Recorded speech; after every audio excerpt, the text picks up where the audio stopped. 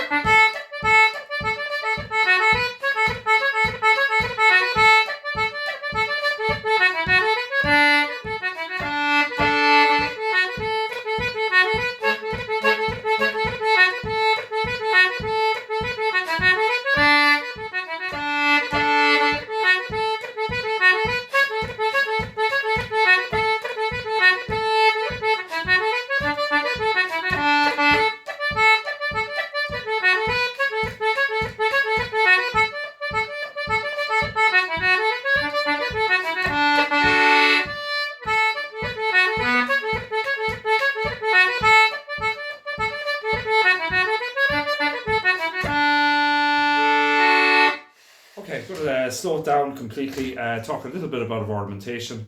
First thing, and I always say the same thing, always do a check on yourself in terms of, do you know the layout of your concertina and where all the notes are. Another simple thing is, and this is just for, in general, for anyone that plays the concertina with the concertina with the bellows going over the knees like this. Not good for the concertina in general, and not good for the bellows. Probably doesn't really, it's just not good. Make sure that you keep one side of the concertina on your foot, at least do that, so the bellows are not sitting on your things. That's just a general comment. Okay, for a tune, using various ornamentations, a little bit of chording, like harmonics like D, A and F sharp played together, low octave notes where we're playing low A and A together, and that's on the press if I'm doing it. You've got these kind of rolls going on, like ADBA. That cuts on the B, BDB. Sometimes I change the A to the press, and I can double octave. I have a low A on the press.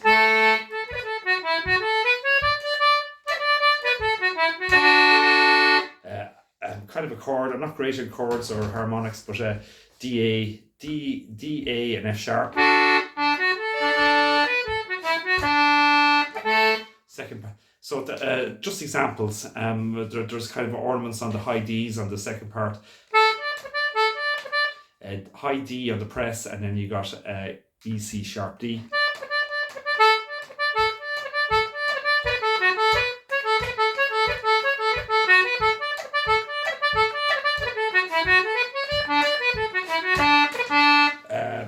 Kind of a cranny type of ornament on the D on the draw, which is D, high D, B, A, D.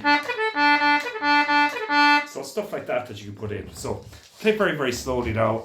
In general terms, if you go to learning Irish music, a lot of time it's by ear.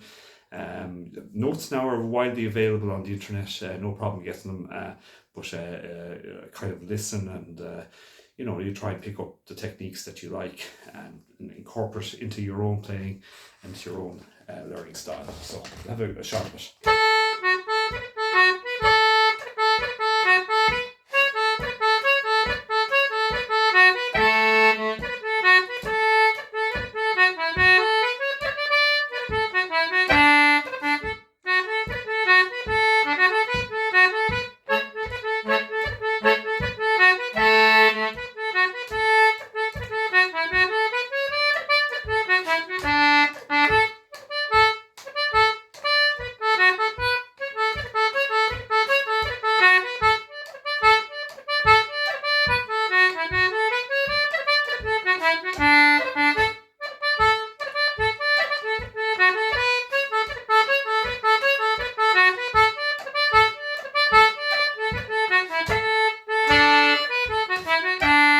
So on the second part, and there are loads of different ways of playing it, but for the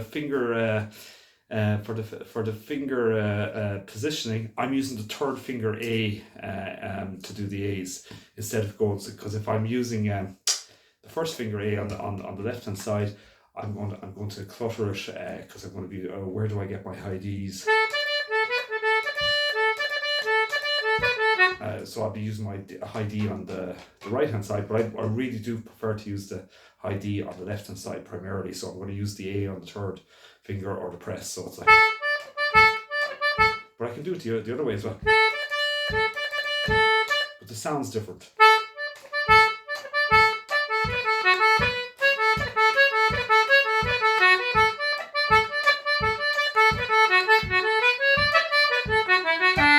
You can also use low D on the press. So what I'm trying to say is be multi-dexterous with being able to change your systems of which notes you use on the concertina, and be able to use the A, normal A, or your more regular A, which is the first finger maybe. Also try to get used to using the A on the third finger on the inside row, and the A on the press as well. So and it's the same for all notes. If their notes are situated around the concertina, try them.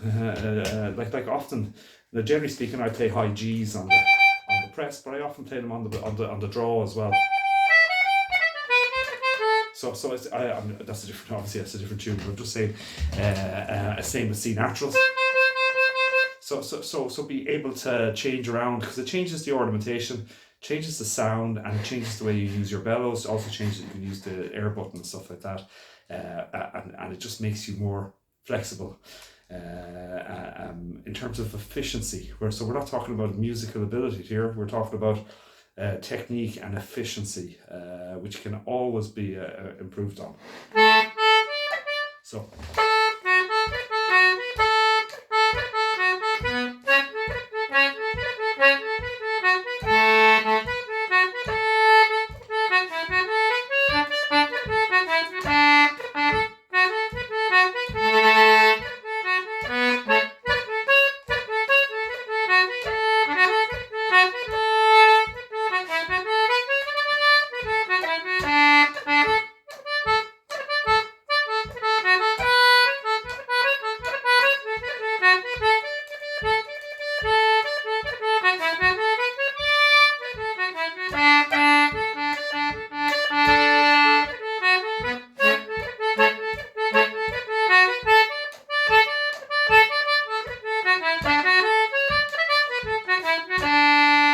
as I'm playing that, in terms of style, I'm changing the finger systems and seeing what sound is coming out and trying to play around that. So for one of the second parts, I'm using at one stage I was using the A on the press and the high D's on the press, like, which means I can ornament the high D's here. I can double octave, but I also tried it using the finger on the pull on the A on the pull, and again using the D on the press. But I also used the A, tried it using the A on the pull, and of course I have to use the D's on the pull then and see what that sounds like. And it changes the sound immediately and style, and it's still nice. Like, it just means that there's a different kind of a sound, a different types of a style coming out, and then you can almost change the style of playing. So to my knowledge, I'm not saying, but players that would play using the middle rows generally, in terms of technique, would have a nice kind of melody sound where it's like, I'm trying to think of tune.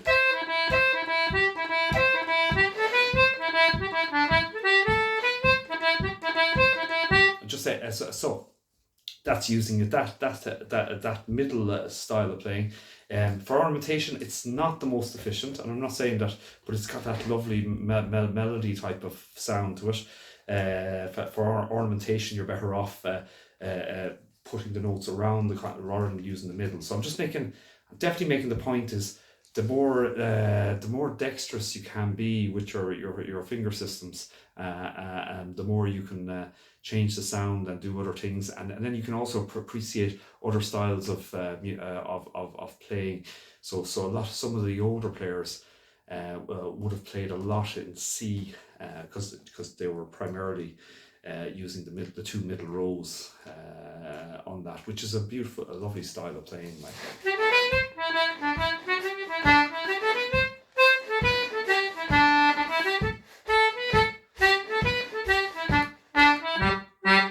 So it's kind of punchy. I'm just giving it a sample of what, whereas the more modern players now are playing, are using all the systems, which means it just changes the style.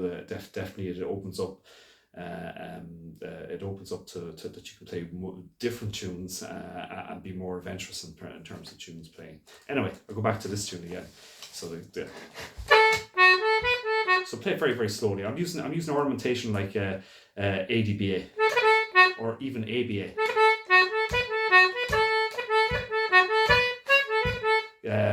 B cuts.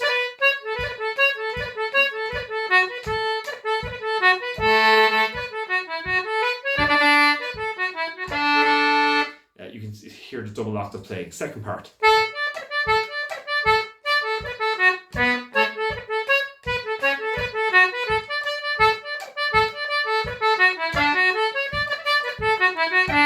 Again, you can hear it. You can hear the double octave playing and a few grace notes. Grace note on the high D on the press. If you're using the high D on the press, D, E, C sharp, D. Try and make it as subtle as possible, and be careful on the keys. So if you were playing that in a natural key where the C's are natural, you probably would, and you're ornamenting a D, you would have to change the C sharp to a C natural, or else you'd have to play it so subtle that you wouldn't hear the C natural, because the C natural in that type of key is now an accidental. So even in the ornamentation. So what I mean is like high D. Is one of the standard ornaments, but if you're playing that in a minor tune, you'd have to change that ornament and incorporate a C natural to fit, I think. Okay, again, start this tune again.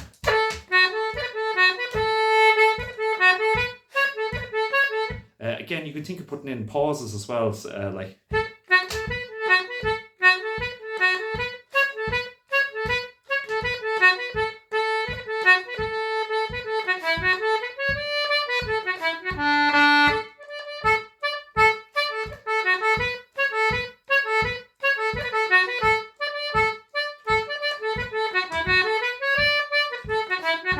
So when you're doing that, you can take out the ornamentation and think of putting in space between the notes.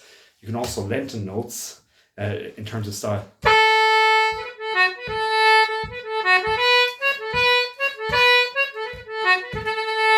Again, I'm over-emphasizing it, but you can do that as well. So there's lots of different things you can do and experiment. So it's all about developing your own style, experimenting. The great thing now about the internet, and I mean this for everything, is the access to information is just unbelievable. It's everywhere. So you can use that to suit your own advantage in looking up tunes, looking up how different styles are playing it. Also, you can look up how do the pipes play the tune, what kind of modalities they do use. All this is now on the internet, and look, there's loads of facilities there. So in terms of spreading Irish music and sharing it, it's never been better. It's never been better, especially with this. So anyway, just gonna play the tune normally.